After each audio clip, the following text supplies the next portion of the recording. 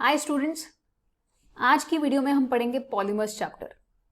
तो पॉलीमर्स अगर आसपास नजर घुमा के देखोगे तो बहुत ज्यादा अपनी जिंदगी में सीप इन हो चुके हैं polymers in different different forms. जिस पेन से लिख रहे हो, जिस स्क्रीन पे वीडियो को देख रहे हो, जिस कैमरा से इसकी रिकॉर्डिंग हो रही है, एवरीथिंग कंटेन्स पॉलीमर्स किसी ना किसी क्वांटिटी में। तो ये बड़ा ही छोटा सा क्यूट सा चैप्टर है, इसको फटाफट से कंप्लीट करेंगे। लेकिन उससे पहले, क्योंकि डिस्ट्रैक्शन का जमाना है, सारी डिस्ट्रैक्टिव चीजों को बंद करके रख दो, नोटबुक, पेन और बुक के साथ रेडी रहो। Let's get started. तो पॉलीमर का लिटरल मीनिंग होता है मेनी पार्ट्स। तो ऐसा कोई सब्सटेंस जो कि बहुत सारे छोटे छोटे टुकड़ों से मिलके बना हो, दैट इज अ पॉलीमर। इसमें जनरली बहुत बड़े मॉलिक्यूल्स प्रेजेंट होते हैं, इनको मैक्रो मॉलिक्यूल्स भी बोलते हैं, और इनका मॉलिक्यूलर वेट 10⁻³ से 10⁻⁷ के बीच में वेरी करता है। 4 इंडस्ट्रीज का बैकबोन फॉर्म करते हैं पॉलीमर्स। सबसे पहला तो है प्लास्टिक्स, फिर elastomers, fibres and paints and varnishes. ये जो छोटे छोटे यूनिट्स कंबाइन करके एक पॉलीमर का मॉलिक्यूल बनाते हैं, उनको हम बोलते हैं मोनोमर्स। तो मोनोमर्स और रिपीटिंग यूनिट, ये दो टर्म्स हैं, दोनों के बीच में जरा डिफरेंस समझ लेते हैं एक बार। मोनोमर मतलब वो एक मॉलिक्यूल जिसका अपना खुद का एक इंडिविजुअल एग्जिस्टेंस है, जिसमें कुछ ना कुछ केमिकल रिएक्शंस होके वो लंबी लंबी चेन्स बनाता है पॉलीमर्स की, और उस लंबी पॉलीमेरिक चेन्स में जो एक ऐसा रिपीटिंग यूनिट होगा जिसके बार बार रेपिटेशन से पूरे पॉलीमेरिक चेन को रिप्रेजेंट किया जा सकता है, that is known as the repeating unit. तो रिपीटिंग यूनिट का अपना कुछ एग्जिस्टेंस नहीं है, बस वो पॉलीमर को रिप्रेजेंट करने के लिए यूज किया जाता है। और मोनोमर एक ऐसा सब्सटेंस है जिसका खुद का इंडिविजुअल एग्जिस्टेंस है, जिसमें कुछ केमिकल रिएक्शंस होने से पॉलीमर बनता है। तो सबसे पहले इसका क्लासिफिकेशन समझ लेते हैं। Different different types of classification है इसका। सबसे पहले based upon source, natural, semi synthetic and synthetic. Natural मतलब जिनका कंप्लीट एग्जिस्टेंस, मतलब उसके मोनोमर से लेके उसका कंप्लीट एग्जिस्टेंस ही नेचर में पाया जाता है। जैसे प्रोटीन्स बॉडीज में मिलते हैं, सेलुलर सेल वॉल में मिलता है, स्टार्च आपको रेडीमेड सब्सटेंसेस में मिलता है, रेजिन्स एंड रबर कुछ नेचुरल भी होते हैं और कुछ सिंथेटिक भी होते हैं। तो नेचुरल वालों को इस कैटेगरी में डाल सकते हैं। सेमी सिंथेटिक ऐसे होते हैं जिनमें कुछ ना कुछ मैनिपुलेशन करके उनको रेडी किया जाता है, पर वो जो सोर्स है, वो जो सब्सटेंसेस हम ले रहे हैं, वो नेचर बेस्ड है। जैसे सेल्यूलोज के बहुत सारे डेरिवेटिव्स, सेल्यूलोज एसीटेट, इसको रेयॉन बोलते हैं। ये ऐसा अच्छा क्वेश्चन बन सकता है कि रेयॉन का केमिकल नेम क्या है। Then cellulose nitrate, all of these are obtained from cellulose, जो हमें नेचर से मिलता है, पर उसमें मैनिपुलेशन करके फाइनल प्रोडक्ट सिंथेटिक किया जाता है, सिंथेसाइज किया जाता है आर्टिफिशियली। देन आते हैं सिंथेटिक, जो कंप्लीटली मैनमेड है। इसमें आएंगे प्लास्टिक्स, नायलॉन्स, रबर, जैसे मैंने आपको बताया सिंथेटिक भी होती है और नेचुरल भी होती है। तो these are based upon sources. दूसरा इसका क्लासिफिकेशन आता है बेस्ड अपॉन स्ट्रक्चर। ये लीनियर हो सकते हैं, जैसे कि हाई डेंसिटी पॉलीमर और पीवीसी। हाई डेंसिटी पॉलीथीन और पीवीसी दोनों ही इथीन के डेरिवेटिव्स हैं। इनकी प्रेपरेशन कैसे करते हैं वो हम समझेंगे थोड़ी देर में। फिर आते हैं ब्रांच चेन। ब्रांच चेन में लंबी पॉलीमेरिक चेन्स की कुछ ना कुछ ब्रांचेस छूट जाती हैं।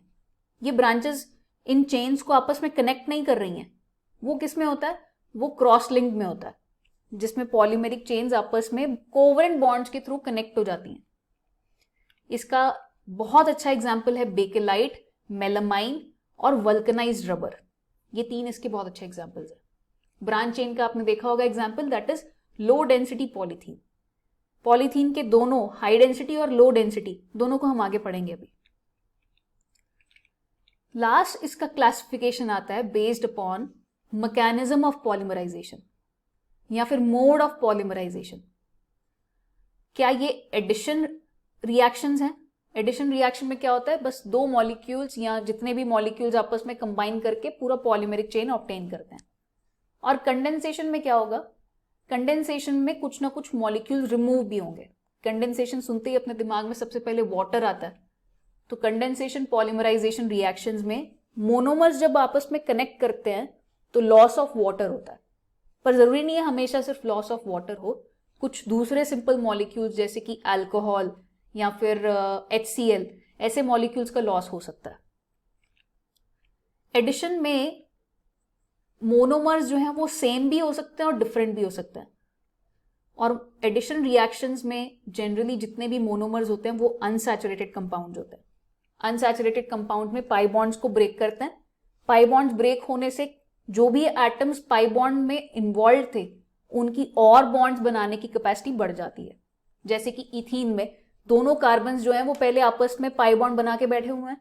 जैसे आप इस पाई बॉन्ड को ब्रेक करोगे, अब ये दोनों कार्बन्स बाहर एक एक सिग्मा बॉन्ड और बना सकता है।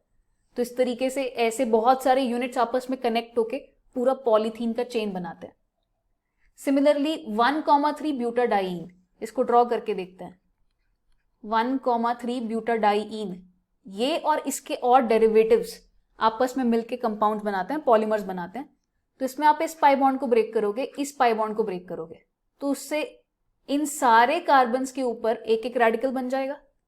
तो ये जो बाहर वाले कार्बन्स हैं ये तो दूसरे ऐसे मोनोमेरिक यूनिट्स के साथ कंबाइन करने के लिए यूटिलाइज करेंगे अपने इलेक्ट्रॉन को, और ये जो बीच वाले कार्बन हैं वो आपस में ही एक नया पाई बॉन्ड बना लेंगे।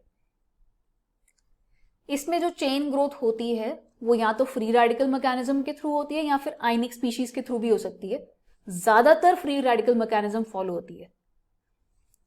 कंडेंसेशन के बारे में देखें तो मैंने आपको ऑलरेडी बताया, लॉस ऑफ मॉलिक्यूल्स होता है, वाटर भी हो सकता है, अल्कोहल भी हो सकता है, इवन HCl भी हो सकता है। अब कंडेंसेशन होना है तो दो डिफरेंट फंक्शनल ग्रुप्स होने चाहिए जो आपस में कंबाइन करके कंडेंसेशन कर रहे हैं। तो जितने भी मोनोमेरिक यूनिट्स कंडेंसेशन रिएक्शन करते हैं उन सब में दो दो फंक्शनल ग्रुप्स होते हैं। All of them are bifunctional. तो मान लो ये दो मोनोमर है, इन दोनों का ये वाला फंक्शनल ग्रुप आपस में कंबाइन कर गया तो इधर एक एक और फंक्शनल ग्रुप बाकी होगा ना कोनों पे, जो कि फर्दर चेन को एक्सपैंड करने में हेल्प करेगा। तो कंडेंसेशन पॉलीमराइजेशन में हर एक मोनोमर भी बाई फंक्शनल होता है, उनके कॉम्बिनेशन से जो नया प्रोडक्ट बना है वो भी बाई फंक्शनल होता है।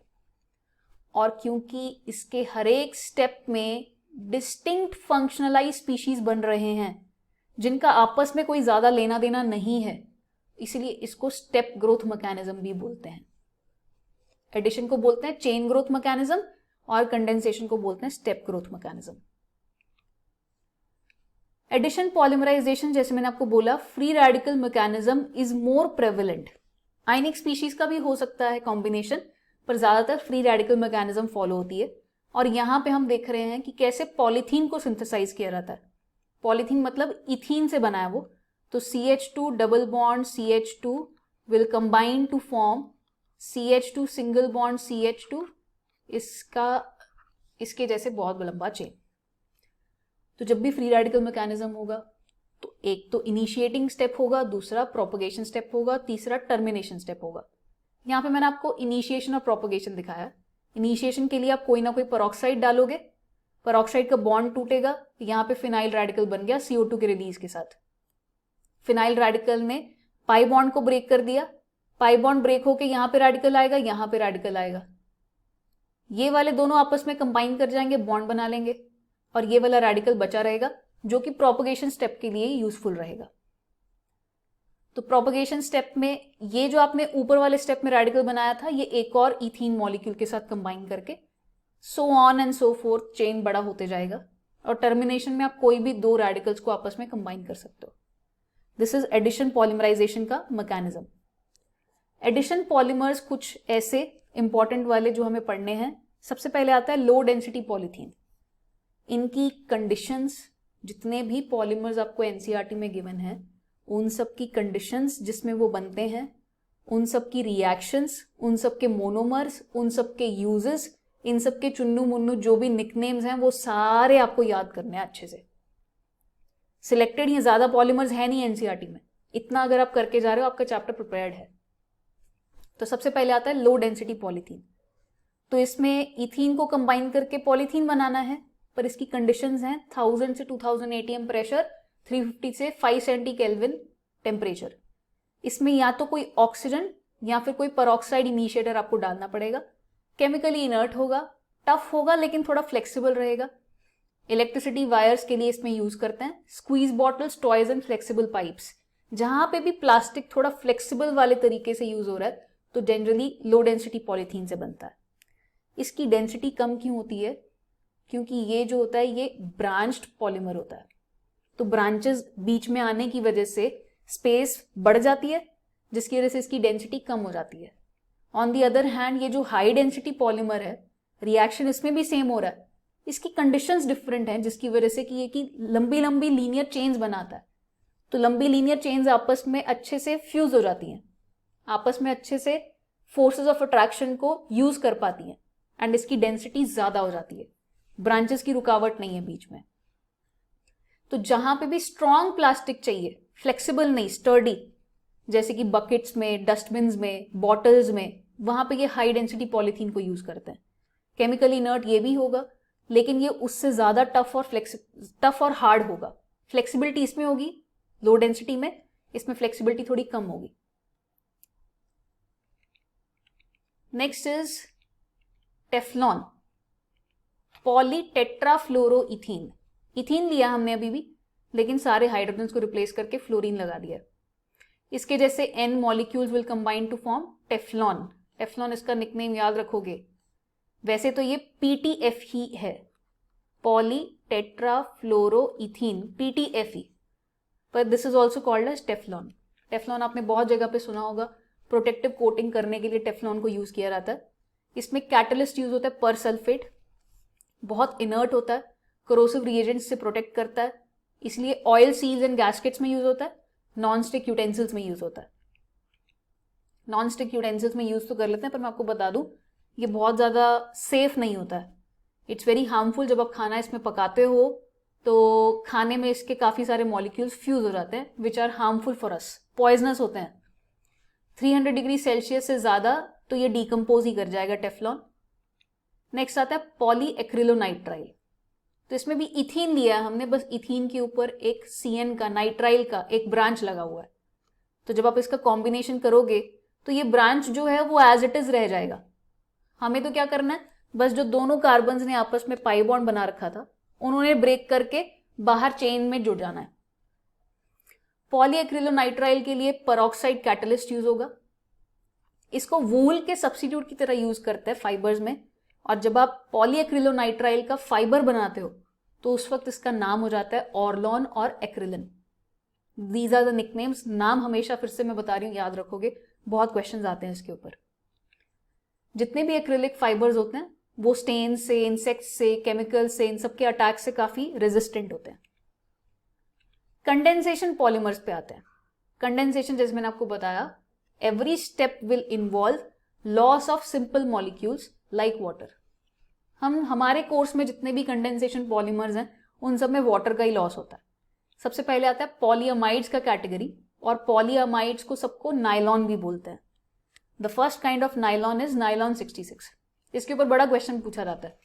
नायलॉन 66 जिसने बिल्कुल ही अंधकार में जिंदगी बिताई हो, जिसको पॉलीमर्स का बिल्कुल पी भी ना आता हो, तो उनके लिए ऐसा क्वेश्चन पूछा गया था। दोनों में पूछा गया, जेई में भी, नीट में भी।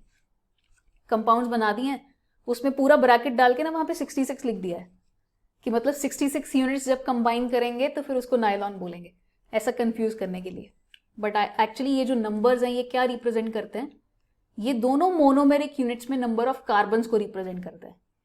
पहला मोनोमर है इसका एडिपिक एसिड। एडिपिक एसिड में बीच में 4 कार्बन, इसका एक, टोटल 6 कार्बन हो गए।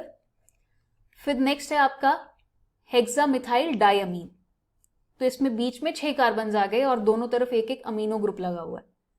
तो इनके कॉम्बिनेशन से देखो, ये कार्बोक्सिलिक एसिड है और ये NH2 है। ये दोनों मिलके आपस में कंडेंसेशन रिएक्शन कर सकते हैं with loss of water molecule.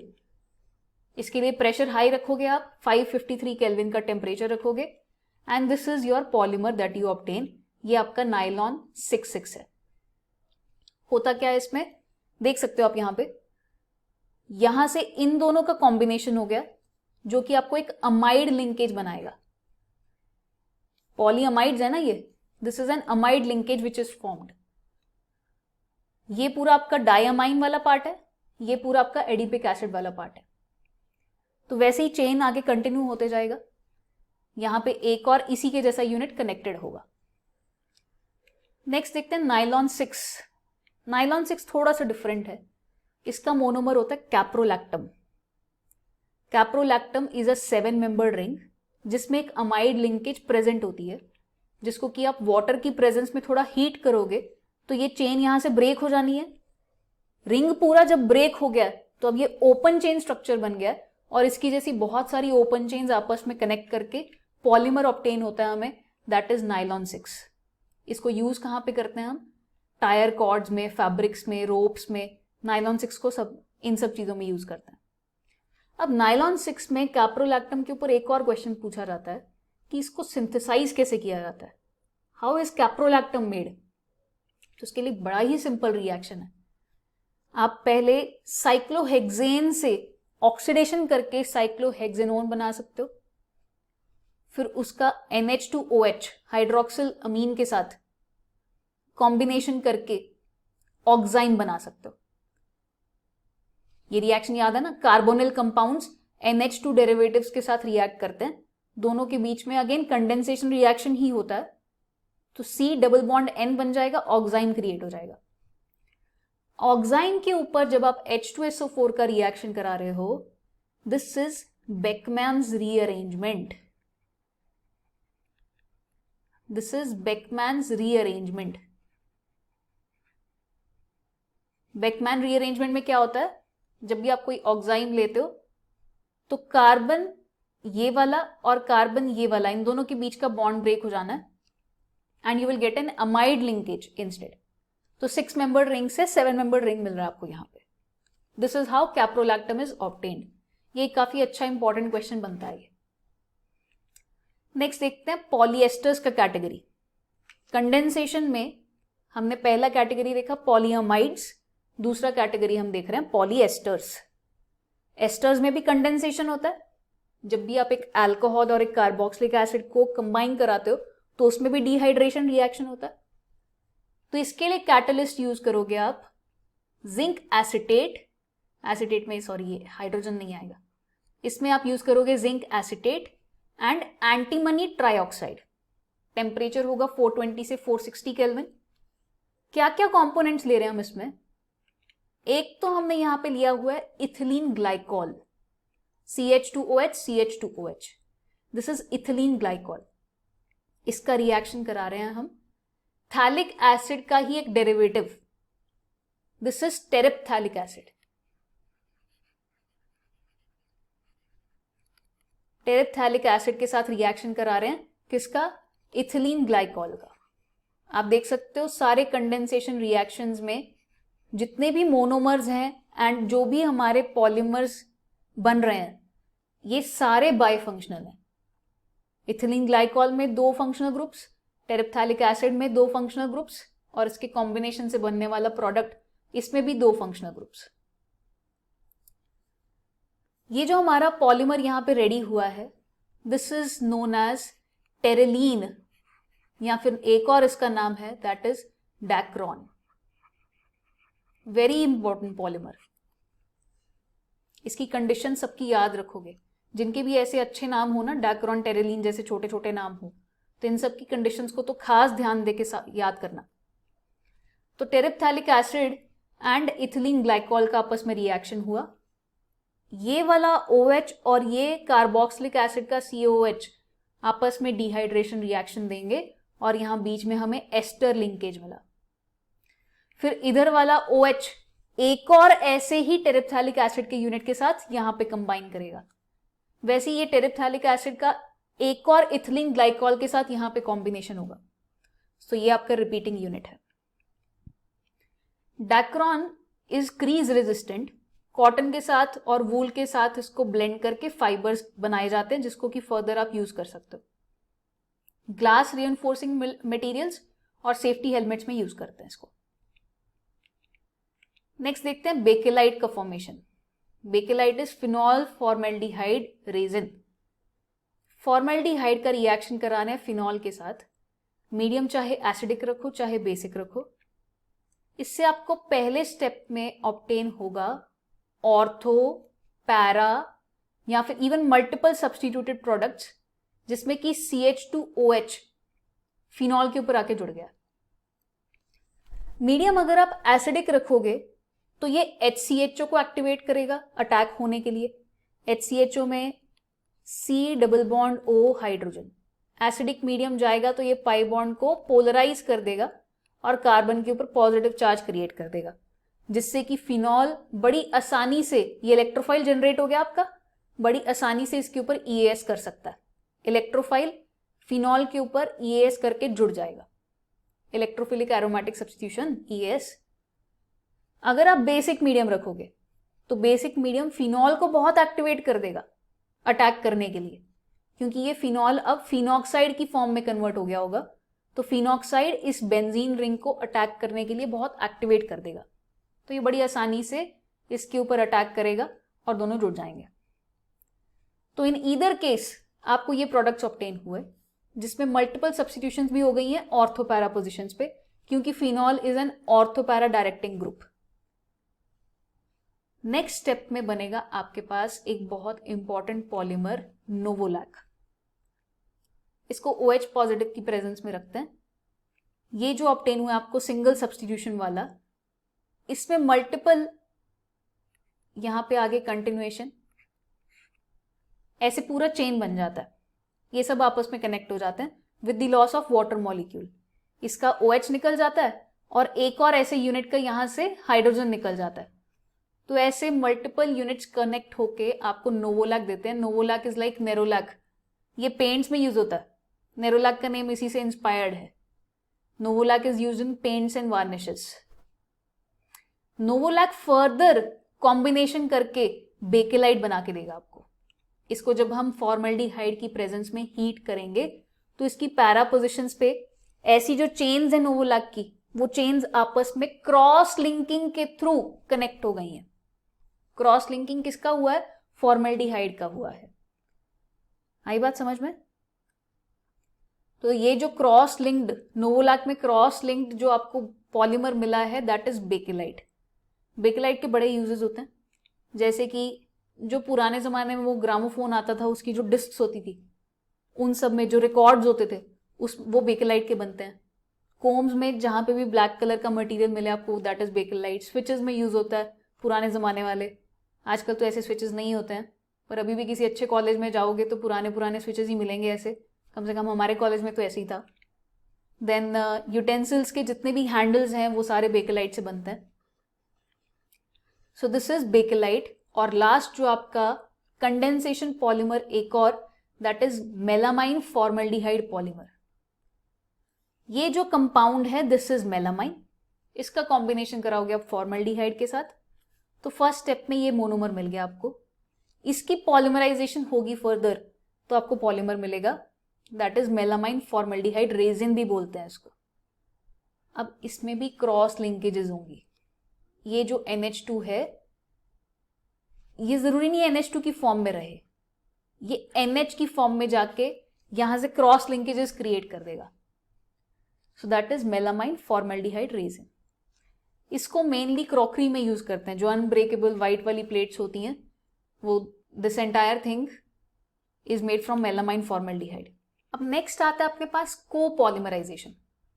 इसका बेसिक मीनिंग है कि जब भी दो टाइप के मोनोमर कंबाइन करके पॉलीमर बनाएंगे तो उसको कोपॉलीमराइजेशन बोलते हैं। मैकेनिज्म उसका स्टेप ग्रोथ भी हो सकता है, यानी कि एडिशन वाला, फ्री रेडिकल वाला, या फिर चेन ग्रोथ भी हो सकता है, कंडेंसेशन वाले रास्ते से भी जा सकता है। इसका एक एग्जांपल देखते हैं हम। ब्यूटा 1,3 डाईईन का रिएक्शन करा रहे हैं हम एक्रिलोनाइट्राइल के साथ। इसमें पाई बॉन्ड्स का बस हेर फेर करना है हमें, और कुछ भी नहीं है। इसका पाई बॉन्ड ब्रेक कर दो तो ये दोनों कार्बन्स आपस में, ये दोनों कार्बन्स बाहर चेन में पार्टिसिपेट कर पाएंगे। अब इन दोनों पाई बॉन्ड्स को ब्रेक कर दो, ये बीच वाले कार्बन्स आपस में बॉन्ड बना लेंगे, इसका बाहर बॉन्ड, इसका बाहर बॉन्ड, सबको जोड़ दो आपस में। इस कंपाउंड को बोलते हैं हम एक्रिलोनाइट्राइल, और जो पॉलीमर बन गया इसको हम बोलते हैं पॉलीएक्रिलोनाइट्राइल। इसका निकनेम है Buena N। It is a type of synthetic rubber. आगे चल के हम अभी रबर को पढ़ेंगे, तो ये एक सिंथेटिक रबर है। इसका यूज क्या होता है? ये ऑयल को बहुत रेजिस्टेंट होता है, चाहे वो मिनरल ऑयल हो, चाहे वो किसी भी टाइप का ऑयल हो, तो इसलिए इसको यूज करते हैं। ऑयल कंटेनर्स में इसकी लाइनिंग बना देते हैं, या फिर ऑयल गैस्केट्स में यूज करते हैं इसको। और इसी का एक भाई है ब्यूना S। यानी कि स्टायरीन से बनने वाला बिल्कुल ऐसा ही, बस इसमें हमने नाइट्राइल को हटा के बेंजीन रिंग लगा दिया, एक फिनाइल ग्रुप लगा दिया। तो buta 1,3 diene reacts with styrene, इस पूरे कंपाउंड को हम बोलते हैं स्टायरीन, और इसका जो पॉलीमर है उसको हम बोलते हैं butadiene styrene copolymer, nickname Buna S. Buna S को यूज करते हैं जो मॉडर्न डे टायर्स हैं उसको बनाने के लिए यूज करते हैं, या फुटवेयर में कुछ ना कुछ कंपोनेंट्स बनाने के लिए यूज करते हैं, वायर्स में इंसुलेशन देने के लिए यूज करते हैं, या फिर इवन फ्लोर टाइल्स में भी यूज करते हैं। तो Buna N and Buna S दोनों ही सिंथेटिक रबर के दो टाइप्स हैं। दोनों में ही हमने ब्यूटा 1,3 डाइईन के साथ रिएक्शन किया है। एक में बस नाइट्राइल ग्रुप लगा हुआ था, दूसरे में एक बेंजीन ग्रुप लगा हुआ था। किसके ऊपर? इथीन के ऊपर। इसका मैकेनिज्म कैसा होगा? इसका स्टेप ग्रोथ मैकेनिज्म होगा, क्योंकि यहां पे हमने पाई बॉन्ड्स का हेरफेर किया है, एडिशन रिएक्शन किया है हमने। अब आते हैं रबर के ऊपर। रबर तीनों कैटेगरीज का होता है। नेचुरल रबर भी एग्जिस्ट करता है, सेमी सिंथेटिक भी एग्जिस्ट करता है, एंड कंप्लीटली सिंथेटिक भी एग्जिस्ट करता है। नेचुरल रबर को ऑब्टेन कैसे करते हैं? रबर के ट्रीज होते हैं, ये in general liquid SAP release करते रहते हैं। बस उसको हम ऐसे ग्रूव्स बना के ना पूरा चैनलाइज कर देते हैं, वो पूरे ट्री में से ट्रैवल करके एक जगह पे कलेक्ट हो जाता है। फिर उसको नॉर्मल थोड़ी सी प्रोसेसिंग करके बेसिक वाली शीट्स में बीट कर लेते हैं। This is natural rubber. ये उसका पॉलीमर है। ऑब्टेन कैसे होता है? ये उसका मोनोमर है, और इस मोनोमर का नाम होता है आइसोप्रीन। आइसोप्रीन की पॉलीमराइजेशन से आपके पास नेचुरल रबर का पॉलीमर बनता है। This is also known as poly isoprene, और इसमें दोनों पॉसिबल हैं, क्योंकि बीच में एक डबल बॉन्ड बन रहा है ना, बीच में एक डबल बॉन्ड बन रहा है। देखो ये भी ब्यूटा 1,3 डाइईन का ही एक डेरिवेटिव है, तो अगेन मैकेनिज्म वैसा ही चलने वाला है। इस बॉन्ड को तोड़ो, इस बॉन्ड को तोड़ो, बीच में एक बन जाएगा, और ये दोनों कार्बन्स का चेन बनाने का कैपेसिटी आ जाएगा। तो ये जब चेन में पार्टिसिपेट करते हैं तो इस डबल बॉन्ड के अबाउट जो चेन वाला पार्ट है वो सेम साइड पे आएगा। इधर भी चेन आ रहा है, इधर भी चेन आ रहा है। डबल बॉन्ड ऊपर चेन, डबल बॉन्ड नीचे चेन। तो this is cis isoprene, cis poly isoprene. Natural rubber क्या होता है? That is cis poly isoprene. अब इसमें बहुत ही वीक वैंडरवॉल फोर्सेस होती हैं, और ये जो सिस पॉली आइसोप्रीन की चेन्स बनी हैं ये आपस में कॉइल होके बहुत ही इलास्टिक प्रॉपर्टीज रखती हैं ये, क्योंकि इसमें वीक वैंडरवॉल फोर्सेस हैं, बहुत ही इलास्टिक मटेरियल होता है ये। नेचुरल रबर की ना कुछ ड्रॉबैक्स थे, जैसे कि ये बहुत सॉफ्ट होता है अगर आप टेम्परेचर को हाई कर दोगे, ये ब्रिटल हो जाता है अगर आप थोड़ा सा भी टेम्परेचर को लो करोगे तो। मतलब जिस टेम्परेचर रेंज में ये ऑपरेट कर सकता है वो काफी कम थी। वाटर एब्जॉर्प्शन कैपेसिटी इसका बहुत हाई था। दूसरा, ये नॉन पोलर सॉल्वेंट्स में सॉल्युबल है, और दूसरा ये ऑक्सीडाइजिंग एजेंट्स के साथ बहुत आसानी से रिएक्ट कर जाता है। तो because of all these reasons rubber कुछ बहुत ज्यादा अच्छा मटेरियल नहीं यूज हो पा रहा था। मॉडर्न डे जो एप्लीकेशंस हैं वो इस नेचुरल रबर से नहीं हुई हैं। फिर आता है vulcanised rubber. This is one of those गलती से इन्वेंट होने वाली चीजें। तो क्या हुआ था, ये जो मॉडर्न डे आप रबर देखते हो वो बहुत सारे स्टेप्स के थ्रू इवॉल्व हुआ है। नेचुरल रबर से नहीं बनता है ये वल्कनाइज्ड रबर से बनता है, या फिर कंप्लीटली सिंथेटिक रबर से बनता है, जैसे कि हमने देखा था ब्यूना एस के केस में। तो ये वल्कनाइज्ड रबर गलती से इन्वेंट हुआ था। नेचुरल रबर की प्रोसेसिंग में एक बार किसी बंदे से थोड़ा सल्फर गिर गया था। ये आपका नेचुरल रबर है रॉ फॉर्म में, इसको अगर सल्फर के साथ एक प्रॉपर एडिटिव डाल के हीट करोगे तो फिर वल्कनाइज्ड रबर बनता है।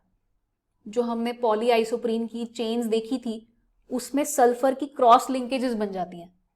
क्रॉस लिंकेजेस बनने की वजह से उसकी इलास्टिसिटी कम हो जाती है, उसमें ज्यादा स्ट्रेंथ आ जाती है, and that is called as vulcanised rubber.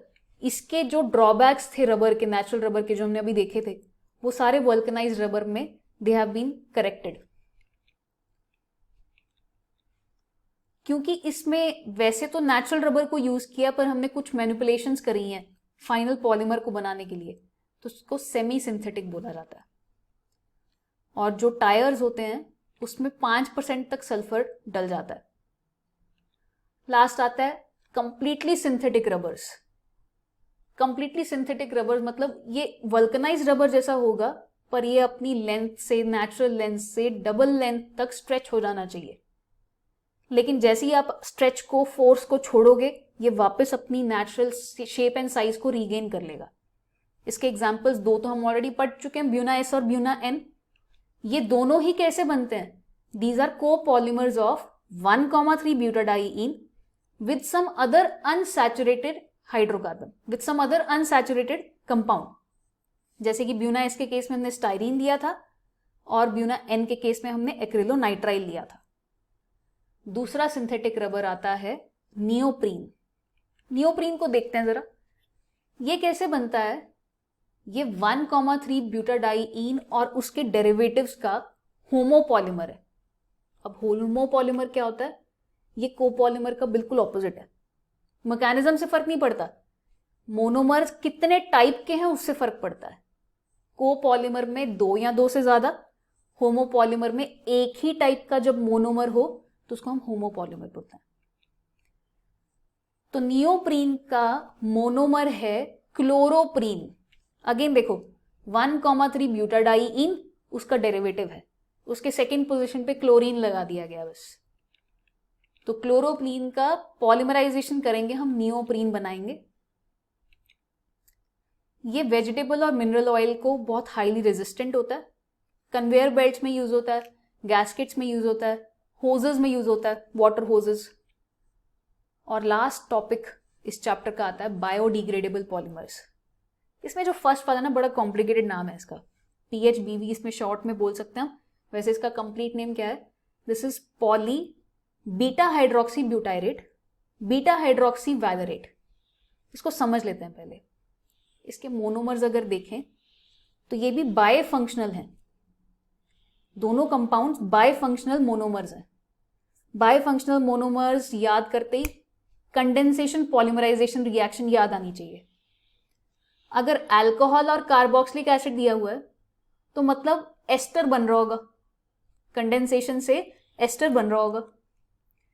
अब इसका नाम जरा डिराइव करते हैं यहां से। दोनों मोनोमर्स के नाम क्या हैं? ये फर्स्ट वाला IUPAC से देखा जाए तो 3 hydroxy butanoic acid. Common name क्या होगा इसका? This is beta hydroxy butanoic acid को ब्यूटायरिक एसिड बोलते थे पहले कॉमन नेम में। वैसे ये पेंटेनोइक एसिड है और थर्ड पोजीशन पे अगेन OH लगा हुआ है, तो 3 हाइड्रोक्सी पेंटेनोइक एसिड, या फिर अगेन बीटा पोजीशन पे हाइड्रोक्सी एंड पेंटेनोइक एसिड का कॉमन नेम था वैलेरिक एसिड। तो अब आपको इन दोनों के एस्टर्स बना देने हैं, वैलेरेट एंड ब्यूटायरेट। और अभी भी बीटा पोजीशन पे OH लगा होगा, तो इसलिए beta hydroxy valerate, beta hydroxy butyrate, इन दोनों का आपने कोपॉलीमराइजेशन करा दिया है। ये रहा उसका नाम। तो 553 केल्विन हाई प्रेशर कंडीशंस, ये बन गया आपका एस्टर। बीच में एक एस्टर लिंकेज आ गई इन दोनों के कॉम्बिनेशन से। किन दोनों के? ये वाला कार्बोक्सिलिक एसिड और ये वाला OH। तो देखो इस कार्बन का यहां पे एक इथाइल सब्स्टिट्यूएंट प्रेजेंट है, इस कार्बन का यहां पे एक इथाइल सब्स्टिट्यूएंट प्रेजेंट है जिसके साथ OH जुड़ा हुआ था। और वैसे ही क्योंकि ये वाला OH फर्दर जाके आगे एक और मोनोमर के साथ जुड़ जाएगा, तो ये वाले कार्बन का एक मिथाइल सब्स्टिट्यूएंट होगा, ये रहा। So this is PHBV। और एक और बायोडिग्रेडेबल पॉलीमर है, दैट इज, अच्छा हाँ, PHBV के यूजेस देख लेते हैं। जहां पे भी बहुत ही कंट्रोल्ड तरीके से ड्रग रिलीज करना हो, चाहे वो फर्टिलाइजर्स में हो चाहे वो मेडिसिनल यूज हो, तो उसके लिए PHBV को यूज किया जाता है। स्पेशलाइज्ड पैकेजिंग के लिए या फिर ऑर्थोपेडिक डिवाइसेस के लिए PHBV को यूज करते हैं। अगला आता है आपके पास नाइलॉन 2,6। नाइलॉन है तो मतलब समझ जाओ दिस इज अ पॉलीअमाइड। इसमें C++O+N ये वाला फंक्शनल ग्रुप आने वाला है। बस इसमें डिफरेंस ये है, इसके अगर आप दोनों मोनोमर्स को देखोगे तो ये वाले मोनोमर में बाय फंक्शनैलिटी प्रेजेंट है, 2 फंक्शनल ग्रुप्स हैं। पर पहले जो नाइलॉन्स बनाए थे ना हमने, उसमें एक मोनोमर में दोनों फंक्शनल ग्रुप सेम थे। यहाँ पे एक मोनोमर में दोनों फंक्शनल ग्रुप डिफरेंट हैं, मतलब यहाँ पे अपने पास जो दोनों कंपाउंड्स हैं दे आर अमीनो एसिड्स। आई बात समझ में? ये दोनों ही अमीनो एसिड्स हैं। पहला वाला है ग्लाइसिन और दूसरा वाला है अमीनो कैप्रोइक एसिड। तो इन दोनों के कॉम्बिनेशन से बनेगा अपने पास नाइलॉन 2,6। नाइलॉन 2,6 में अगेन ये 2 और 6 आपके पास नंबर ऑफ कार्बन एटम्स को दिखा रहे हैं। फर्स्ट वाले ग्लाइसिन में 2 कार्बन एटम्स हैं, सेकेंड वाले अमीनो कैप्रोइक एसिड में आपके पास 6 कार्बन एटम्स हैं। इन दोनों के कॉम्बिनेशन से अगेन पॉलीअमाइड लिंकेज बनेगा। तो यहाँ पे आप देख सकते हो ये इतना वाला पार्ट आ रहा है ग्लाइसिन से, इतना वाला पार्ट आ रहा है आपके पास अमीनो कैप्रोइक एसिड से। तो ये हुए वो सारे पॉलीमर्स जो आपको इन डिटेल पढ़ने हैं। क्या क्या चीज़ें मैं फिर से बता देती हूँ। यूजेस पढ़ने हैं आपको, इसके मोनोमर्स पढ़ने हैं, इनके फॉर्मेशन की कंडीशंस पढ़नी है, इनके चुन्नू मुन्नू जो भी निकनेम्स हैं वो सारे पढ़ने हैं। और लास्ट पे आता है आपके पास ये टेबल। ये वो पॉलीमर्स हैं जिनकी फॉर्मेशन की रिएक्शंस तो आपको पूरे चैप्टर में नहीं दी हुई हैं, लेकिन इन सब पॉलीमर्स को भी पढ़ना है आपको, स्पेशली इनके यूजेस दिखा के वो आपको कभी भी पूछ सकते हैं कि ये कौन सा पॉलीमर है, इसका मोनोमर क्या होने वाला है। तो पहला तो आ रहा है पॉलीप्रोपीन। जैसे पॉलीइथीन था वैसे ही पॉलीप्रोपीन है। आप इसको इथीन मान के चलो और CH3 का ब्रांच लगा दो। करना इसमें भी वही चीज है, पाई बॉन्ड को ब्रेक करना है, दोनों बाजू बाहर खोल देना है, चेन का पार्ट हो जाएगा वो। Same goes for polystyrene. इस बार CH3 की जगह पे बस फिनाइल ग्रुप लगा हुआ है। विनाइल क्लोराइड तो हम पढ़ चुके हैं, इसमें क्लोरीन का ब्रांच लगा हुआ है। ये सारे के सारे इथीन के ही डेरिवेटिव्स हैं और यूजेस देखो सबके डिफरेंट डिफरेंट है। Then comes urea formaldehyde resin. इसमें यूरिया होगा और फॉर्मेल्डिहाइड होगा। Urea is NH2C double bond ONH2। इसका फॉर्मेल्डिहाइड के साथ रिएक्शन, ये वाला पार्ट आ रहा है आपका यूरिया से, ये वाला पार्ट आ रहा है फॉर्मेल्डिहाइड से। दोनों के बीच में कंडेंसेशन रिएक्शन हुआ है इस बार। लास्ट पे आता है आपका ग्लिप्टल। ये डैक्रॉन का भाई है। टेरेलीन और डैक्रॉन पढ़ा था ना हमने। तो इसमें इथिलीन ग्लाइकॉल के साथ टेरेप्थैलिक एसिड की जगह पे डायरेक्टली थैलिक एसिड ही आ रहा है। थैलिक एसिड क्या होता है? बेंजीन के ऊपर 2 एडजेसेंट पोजीशंस पे एक एक COH ग्रुप लगाओ। What is this kind of polymer? This is again ester linkage. वो पॉलीएस्टर था, ये भी पॉलीएस्टर है। तो पॉलीएस्टर की 2 एग्जांपल्स पढ़ी हैं आपने इस पूरे चैप्टर में। एक तो है ग्लिप्टल, दूसरा है डेक्रॉन यानी कि टेरेलीन। सबके यूजेस याद रखोगे। So that's all in this chapter. We'll see you in the next video. Thank you everyone.